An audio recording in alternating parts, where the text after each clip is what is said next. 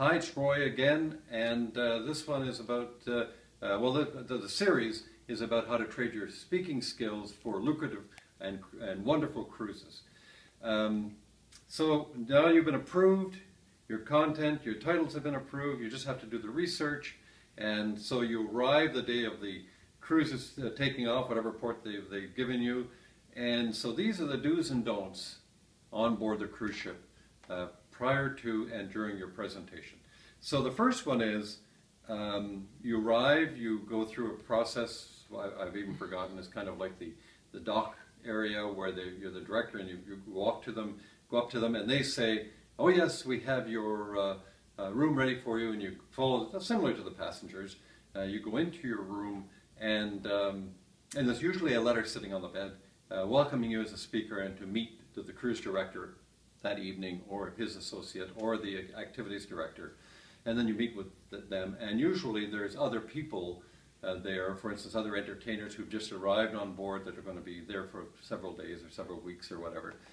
So you meet with the person and they go through every cruise ship is different, so they will have certain things that they require from you, and they give you the lowdown on what you can and cannot do, which is pretty generic. There's nothing too dramatic about this.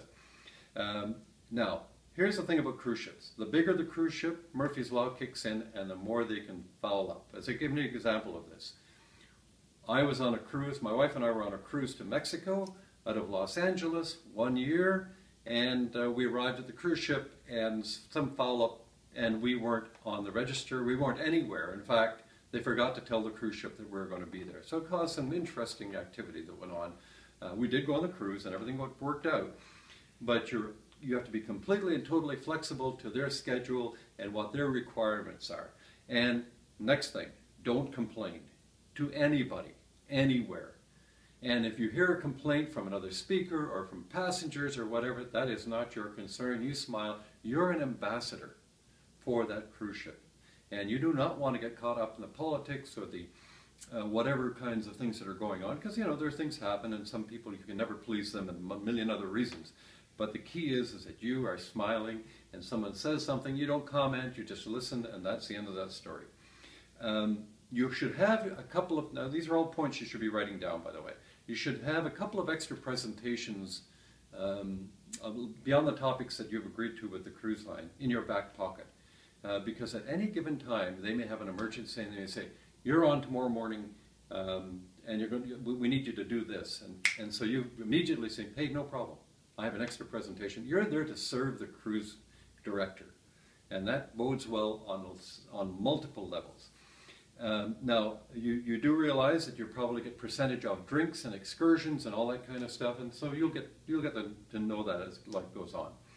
You're constantly promoting your event. When Sarah and I would go to dinner, or we would be on the deck, because what happens is, on sea days, these people see you on the deck and they always say, hey, nice presentation, loved your presentation. Or if you're having dinner in the evening with people you don't know, as an example, you would want to, you just simply say, I'm a cruise lecturer, and I am, tomorrow morning I'm giving a cruise at 11 o'clock, or giving a lecture, I should say, at 11 o'clock, and we'd love to have you attend. And people will attend because, you know, they've met the speaker and now they want to see what that speaker is all about.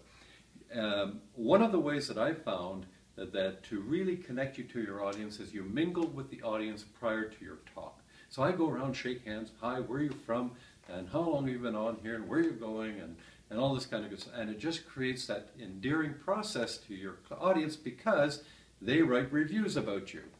And these reviews go back to head office, and head office goes, oh, so he had a good cruise? Bingo, you're on for the next one when you want to go with them. And finally, you send a thank you to the cruise person who hired you.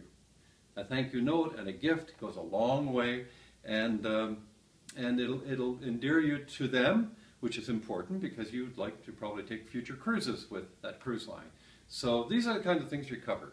You have a couple of extra presentations. You're flexible. You don't complain ever. You'll get your percentage off drinks and excursions and all that kind of good stuff. You promote your event shamelessly all through the ship, all during the cruise, because you want to get more and more audience going. You mingle with the audience before to endear you to that audience. Hi, how are you? You're talking to these people. You send a thank you to that person at the very end. Now, on the next video, the offer will be coming to you. So, because I have, beyond what I'm sharing with you today, I have an event that I'll be putting on in Vancouver, and in the next video you'll hear all about it, and we'd love to have you join us. So there we are, on to the next.